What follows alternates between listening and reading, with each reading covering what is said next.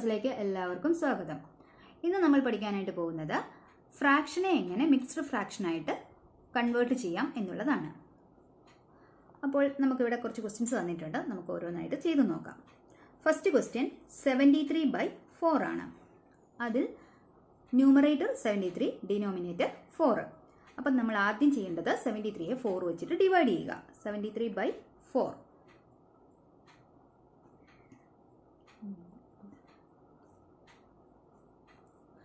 ഇതായിരിക്കും ആൻസർ. അപ്പോൾ ഇവിടെ നമുക്ക് കിട്ടിയിരിക്കുന്നത് കോഷ്യൻ്റ് ആയിട്ട് കിട്ടിയിരിക്കുന്നത് 18 ആണ്. റിമൈൻഡർ ആയിട്ട് കിട്ടിയിരിക്കുന്നത് 1 ആണ്. ഇനി നമ്മൾ എങ്ങനെ ഇതിനെ മിക്സ്ഡ് ഫ്രാക്ഷനായിട്ട് എഴുതുന്നു എന്ന് നോക്കാം.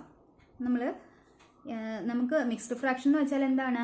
ഒരു ഹോൾ പാർട്ടും ഉണ്ടായിരിക്കും, ഒരു ഫ്രാക്ഷൻ പാർട്ടും ഉണ്ടായിരിക്കും. അപ്പോൾ അതിൻ്റെ ഹോൾ പാർട്ടായിട്ട് എഴുതേണ്ടത് നമുക്ക് എപ്പോഴും കിട്ടുന്ന കോഷ്യൻ്റ് ആയിരിക്കും നമ്മളെപ്പോഴും ഹോൾ പാർട്ടായിട്ട് എഴുതേണ്ടത്. അപ്പോൾ ഇവിടെ കിട്ടിയിരിക്കുന്ന കോഷ്യൻ്റ് 18 ആണ്. അപ്പോൾ നമ്മൾ ഹോൾ പാർട്ടായിട്ട് ആ 18 എഴുതുക. ഇനി നമുക്ക് വേണ്ടത് ഫ്രാക്ഷൻ പാർട്ടാണ്. ഫ്രാക്ഷൻ പാർട്ടിൽ ന്യൂമറേറ്ററും ഉണ്ട്, ഡിനോമിനേറ്ററും ഉണ്ട്.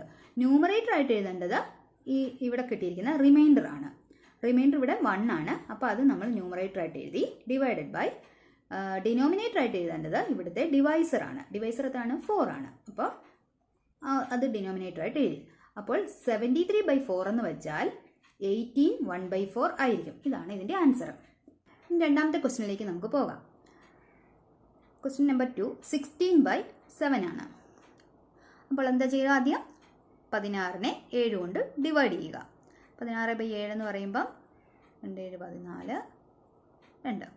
അപ്പോൾ എത്രയാണ്? ഇവിടുത്തെ കോഷ്യൻ്റ് ആയിട്ട് കിട്ടിയിരിക്കുന്നത് എത്രയാണ്? 2 ആണ്. റിമൈൻഡർ 2 ആണ്.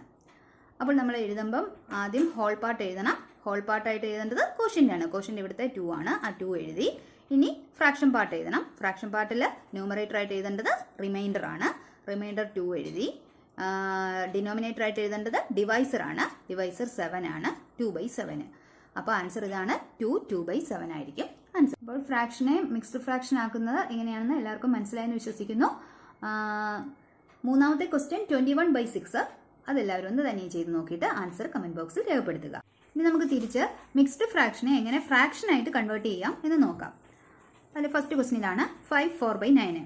അപ്പം ഇവിടെ നമ്മൾ ചെയ്യേണ്ടത് ഇവിടുത്തെ ഡിനോമിനേറ്ററിനെ ഈ ഹോൾ നമ്പറുമായിട്ട് മൾട്ടിപ്ലൈ ചെയ്യുക. എന്നിട്ട് ആ കിട്ടുന്ന ആൻസറിനെ ഈ ന്യൂമറേറ്ററുമായിട്ട് ആഡ് ചെയ്യുക. അത് ന്യൂമറേറ്ററായിട്ട് എഴുതുക. ഡിവൈഡഡ് ബൈ ഈ ഡിനോമിനേറ്റർ തന്നെ ഡിനോമിനേറ്ററായിട്ട് എഴുതുക. അപ്പോൾ നമുക്ക് നോക്കാം എങ്ങനെ ചെയ്യുന്നത്. 5 4/9 ആണ്. അപ്പോൾ ആദ്യം എന്താ ചെയ്യേണ്ടത്? ആദ്യം ഡിനോമിനേറ്ററിനെ ഹോൾ നമ്പർ കൊണ്ട് മൾട്ടിപ്ലൈ ചെയ്യുക. 5 × 9. 5 × 9 45. ആ കിട്ടിയ ആൻസറിനെ മുകളിൽ കിടക്കുന്ന ന്യൂമറേറ്ററായ 4 കൊണ്ട് ആഡ് ചെയ്യുക. അപ്പോൾ 45 + 4 49.